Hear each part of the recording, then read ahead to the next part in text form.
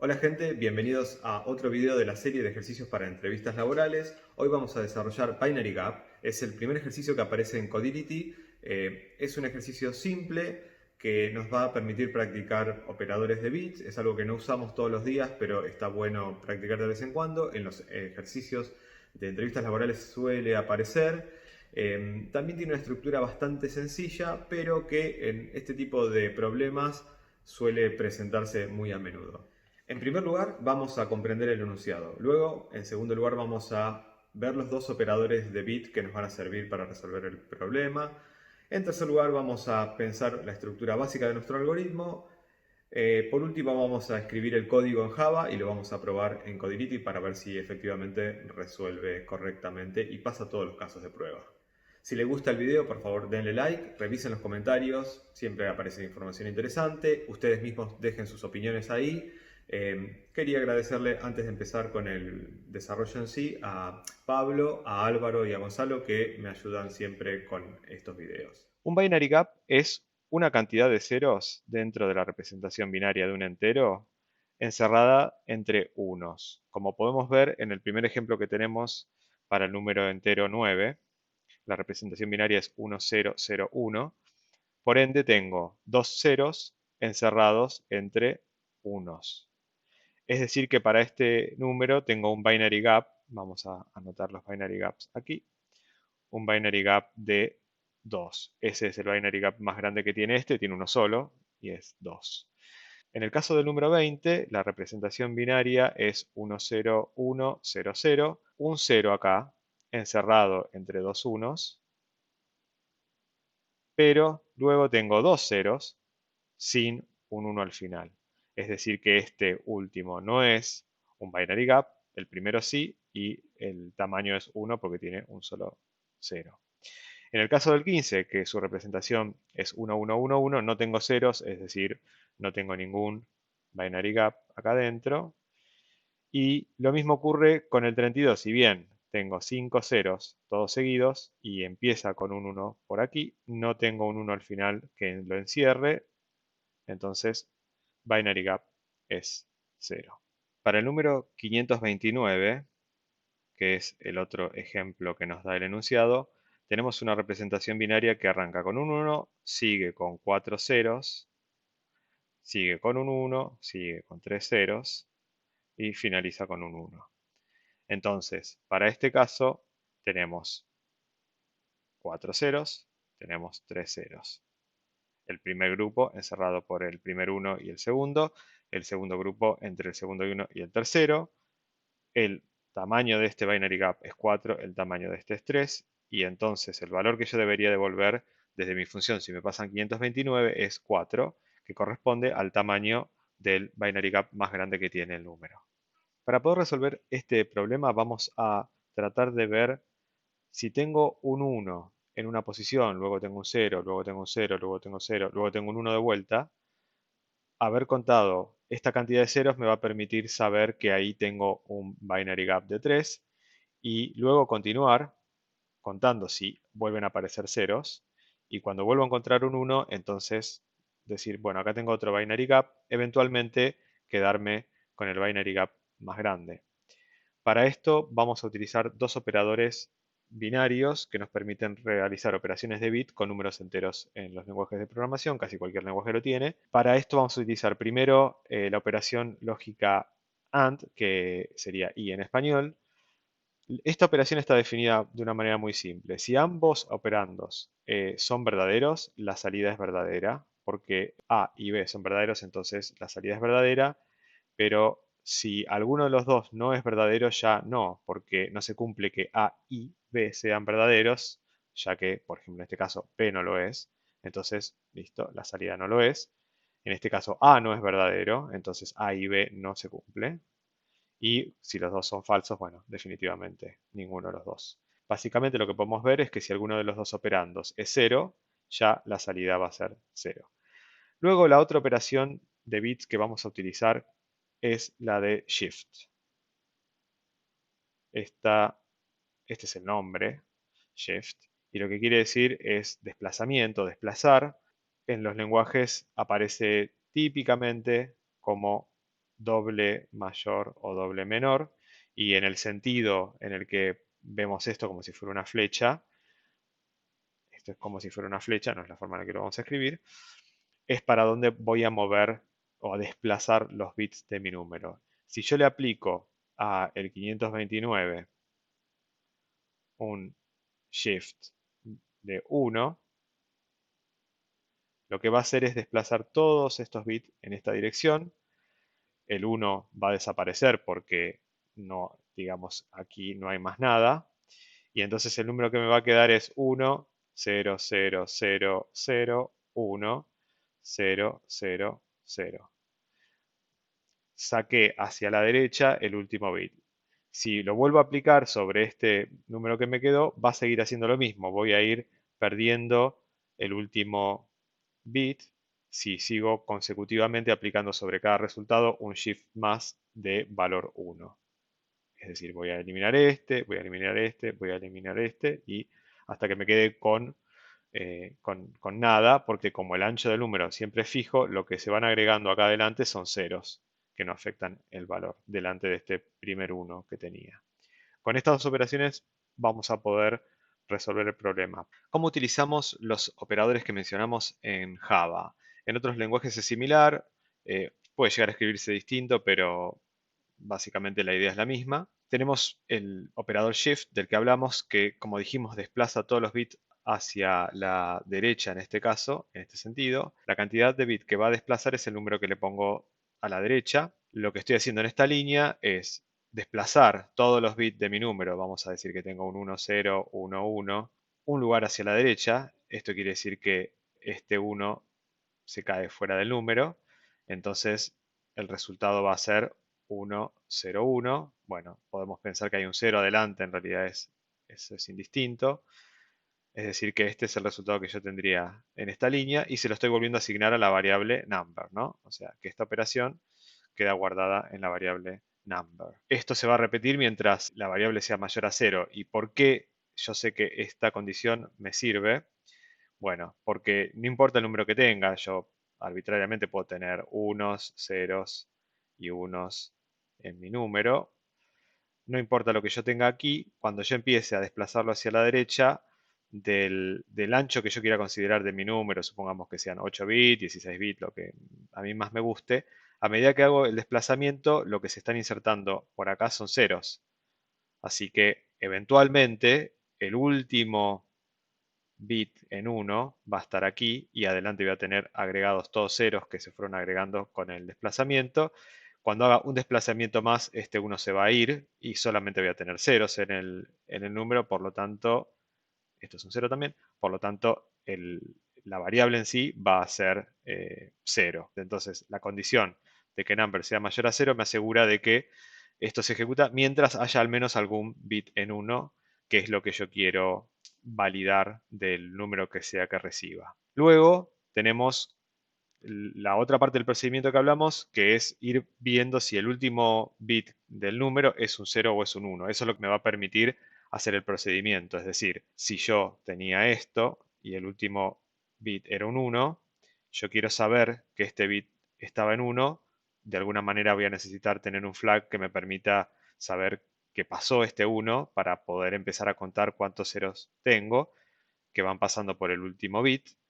Y cuando vuelvo a tener el 1, entonces en este momento me pregunto cuántos ceros pasaron. 3. Entonces este es el gap que acabo de contar, ¿no? Esto sería un gap. Ese es el procedimiento. Ahora, para saber si de mi número el último bit es 1, lo que voy a hacer es usar la operación AND de bits. Lo que va a hacer esta operación es agarrar los bits de mi número, por ejemplo, 0, 1, 0, 1, y hacer la operación AND de bits, así, contra 1. Un 1 es todos ceros y el último bit en 1. Entonces, esta operación AND me da 1 y 1 es 1, pero como acá tengo solo ceros, todo el resto siempre va a dar 0 porque me garantiza que ya tengo un 0 en el otro operador. Entonces esto va a ser 0, va a ser 0 y va a ser 0. el resultado de esa operación es esto, que es igual a 1, entonces acá está la condición que me va a determinar que sí, efectivamente, el último bit estaba en 1. Ahora, con la misma idea, si mi número, si yo lo desplazo, de hecho, si esto lo meto dentro del while de arriba, en la segunda vuelta esto va a volver a ser desplazado. Entonces, el número que tenía antes, bueno, va a tener un 0 agregado. Después va a tener el 0 que tenía originalmente acá y todo el resto de los números de los bits, 1, 1, 0. Y obviamente el último no, porque es el que se pierde. Entonces acá termina mi número. Luego a esto se le va a hacer la operación AND. Y entonces dijimos que para esto yo lo que tengo son todos ceros y un 1. Esta operación AND me va a dar 0 porque este es un 0, entonces ya el AND no se cumple. Y el resto me da todos ceros porque tengo ceros en la parte de abajo. Entonces esto no va a cumplir la condición de este if que tengo acá. Entonces solamente entro a esta línea si el último bit del número es 1. Combinando este if y el bucle que va desplazando los bits, yo lo que tengo es básicamente una manera de poder recorrer los bits de mi número. Luego, en función de que sea un 1 o un 0, tendría que agregar un poco de lógica para determinar cuándo empiezo a contar un gap, cuándo termino de contar un gap y luego también conservar el gap más grande para poder devolverlo al final. Veamos cómo combinamos las ideas que acabamos de explicar en un pedazo de código que nos permita resolver el problema. Vamos a ver que acá hay un poco más de código del que habíamos mostrado porque lógicamente necesitamos contemplar todos los casos posibles. Bueno, lo que hice fue declarar dos variables enteras para contar cuál es el gap más grande que encontré hasta el momento y por otro lado para contabilizar cuántos ceros pasé a medida que voy recorriendo el número. Luego agregué en la línea 11 para simplificar la parte que sigue una especie de atajo para posicionarnos en el primer uno que aparezca en el número yendo de izquierda a derecha. Por ejemplo, este que está aquí, de este lado en el enunciado, tengo un 1 con muchos ceros. Supongamos que adelante de este 1 tuviese otra combinación de unos y ceros. Obviamente ya sabemos que este no es un gap porque no arranca con un 1, pero podría tener un gap más a la izquierda en esa combinación de ceros y 1. Lo primero que puedo hacer es saltearme todos estos ceros, porque si yo arranco con un 0 hasta que no encuentro un 1, definitivamente no tengo un gap en ese lugar. Puedo hacer un solo bucle que resuelva todo, pero entonces en ese caso necesito utilizar algún tipo de flag acá dentro de esta sección que me vaya diciendo si yo alguna vez vi un 1 o no. Al meter ese flag empezamos a complicar esta parte del código y se simplifica bastante si simplemente agregamos un bucle al principio, que es el de la línea 11, mientras el número sea mayor a 0. Esta es la misma lógica del bucle que sigue. Siempre que el número sea 0 quiere decir que ya no tengo unos. Puede ser que el número que me hayan dado sea 0 o que yo, por ir desplazándolo hacia la derecha, eliminé todos los unos que había. Cuando llego a esa situación ya no tengo que continuar probando nada porque no va a aparecer ningún 1. Entonces tengo esta condición de que number sea mayor a 0 y al mismo tiempo me aseguro que el último bit del número para esta vuelta no es 1. Estoy negándolo acá adelante. Esta función que hice, está el cuerpo acá abajo para simplificar y para mejorar la lectura del código, recibe el número y realiza la prueba que ya habíamos visto. Agarra el número que me hayan dado, le hace una operación de bit de AND o operación I con el número 1, que tiene todos ceros y un 1 al final, y pregunta si eso da 1. Básicamente lo que nos devuelve es un booleano que es verdadero si el último bit del número que nos pasaron es 1. Siempre que el número sea mayor a 0 y que no haya encontrado un 1, lo que voy a hacer es desplazar un lugar hacia la derecha los bits de mi número. Esta línea, para un caso como este, lo que va a hacer es ir avanzando hasta quedar posicionado en este 1.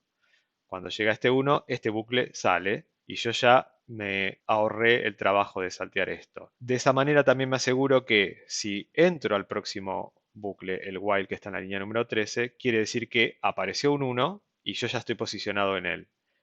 ¿Cómo es la lógica de mi bucle a partir de ahora? Si el bit último es un 1, que esto va a ser siempre verdadero casi siempre en la primera vez.